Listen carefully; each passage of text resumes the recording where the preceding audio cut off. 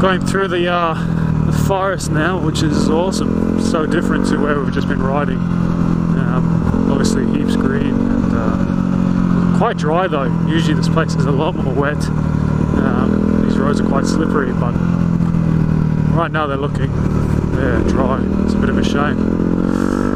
Bit of a shame with Australia right now, being a drought. Not good.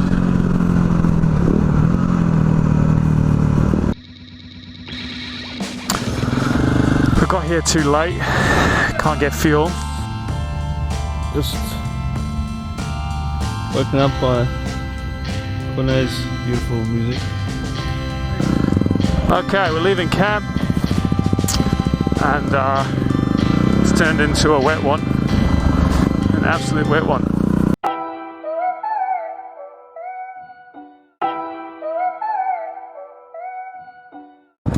Alright, Cornet's made the decision that we just skedaddle. Just skedaddle back home.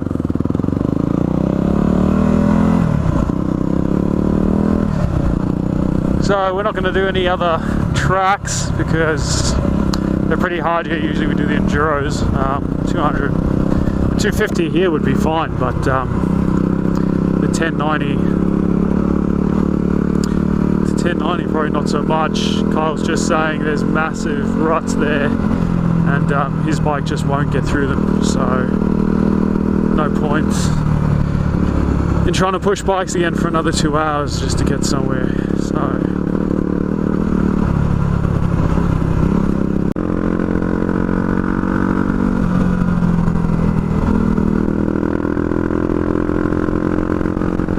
it's honestly roads like this that make you forget about everything that's going on in life. But what I mean is just forgetting about work, forgetting about anything you have to do, a to-do list, nothing like that. You're just on a road, this engine roaring away under you, twisting the throttle. No, it's awesome. It's awesome. Then later on, you'll be sleeping in a bin bag, eating subpar food, and still having an awesome time. And from where we were just before with you know, having to push bikes up hills, struggling for grip, and now this bike is on a tarmac, absolutely loving life, you know, winding it out. It's one of the good things, awesome things about the 250 WR. So lightweight that it just makes it fun in any situation. Yes, it doesn't have the power, but having no weight makes up for it. The left pump stops working. I can't access that. So Yeah. is it dead now? So we got here too late. Can't get fuel. Australia's pretty big, and there's a lot of places where people don't live. So even when you're just 200k out of the main city, you still have these bloody issues. I mean, we're more than 200k, but around this area there's just not many fuel stations, so it's 6:45. This place closes at 6. We're gonna have to give them some fuel if things go wrong. That's alright, I got some fuel tube, fuel line. Come on, start. Got some fuel line. We can just siphon it out if he needs it. So 15 kilometers, and then day one will be over. Day one, which has seen me lose a bag. There we go. He's out of fuel. He's out of fuel soon. See if he gets up the hill.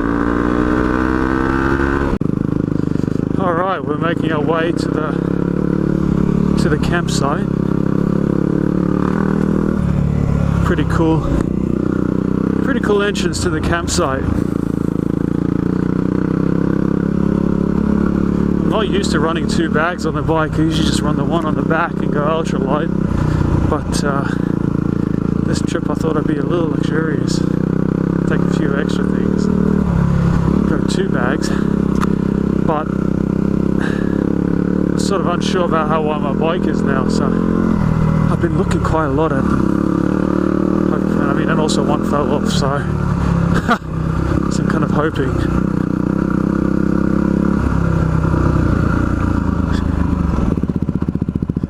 Made it to camp. Look at this. What a view. What a view. Got Chris here. Looking good, looking slim. Lost a few kilos. Yeah, he's got his moon blanket on. Got his Priscilla, Queen of the Desert, reflective sheet. We've got Corn here in his cocoon. What make is this thing? A Mont. Very expensive, good quality. I'm in my bivvy. It's good for 2 people. Is it? I'll remember that tonight when it gets cold. My June 4-wheel drive bivvy, cheap, $100, very light. Got the 640 here, Kato, matching tent. My WR. Look at that view. Look at that. Beautiful. Absolutely beautiful. Your tent matches your bike. I like it. Yeah, that's sheer coincidence. Is it? Fair enough. Awesome. Not bad a view on the other side either. Nice rolling meadows. And an awesome ocean view. Come on, Luke, show us how it's done. For a cheap $100, you could own this. This is a toilet roll. Okay, well, you got to do the squat. Pop yourself in a Vietnamese squat, and it's just look at that access. Can't ask for more.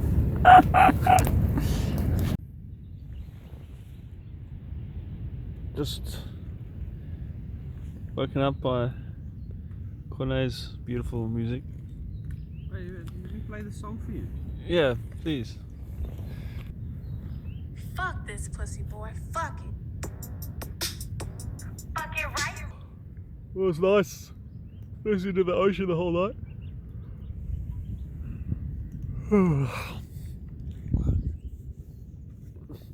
I'm here in my bivvy, the cocoon. Slept with the window open the whole night, so don't actually have that much condensation in the tent, which was pretty nice. Okay, we're leaving camp, and it's turned into a wet one, an absolute wet one. It was fine in the earlier of the morning, but as soon as we decided to pack up and start leaving, it's just started drizzling, and so everything is nice and slick now. It was a good night, quiet, really nice sleeping next to the ocean, hearing the waves the whole night. It's real awesome. There were another bunch of guys camped next to us, and some younger guys who tried to leave their rubbish and just walk away. And they got an earful from us. So they went back and got it. Tried to pretend that it wasn't theirs, and somebody had just dumped rubbish right next to their tents, but yeah, that didn't fly.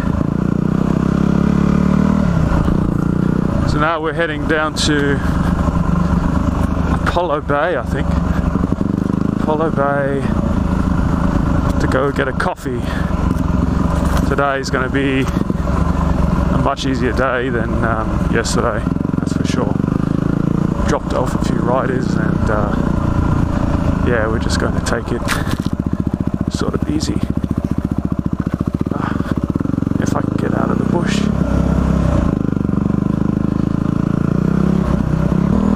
So I didn't catch it on camera, but Chris did end up siphoning some fuel from myself, and I think it took about 2 litres or so. Just siphoning it with my spare fuel hose I carry, and into a bottle, and then just pouring it into his. So now it's running.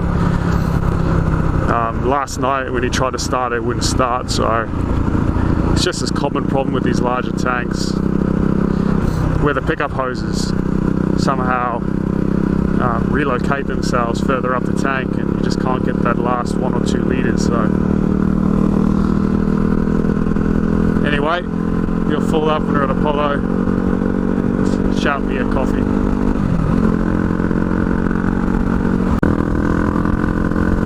Well, it's still miserable.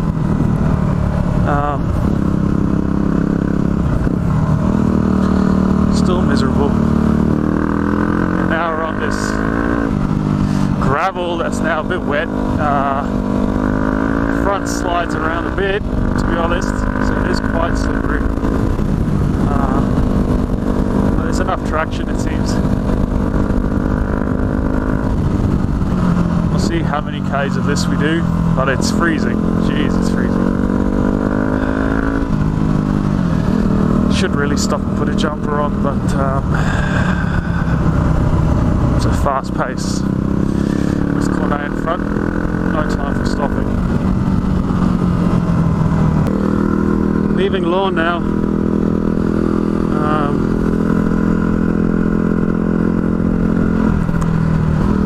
Yeah. End of the ride now. It's just going to be twisty tarmac back home, which is alright. Nothing wrong with that. So, what were the highlights of the trip? Highlights of the trip, I suppose, was me losing a dry bag off my bike and then having to cable tie it.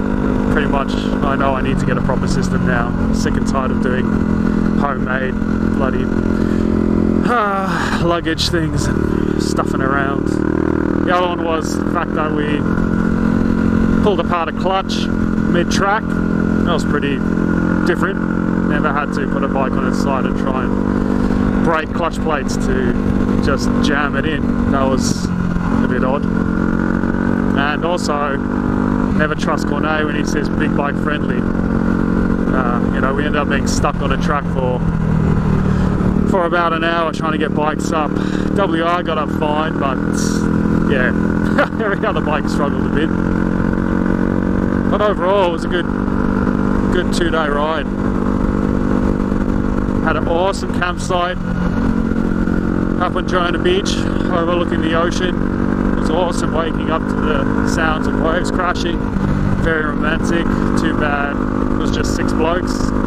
Could have done with a few girls. And a bit of a disappointment that a lot of the tracks are closed. But anyway, it was a great trip. Good Australia Day weekend.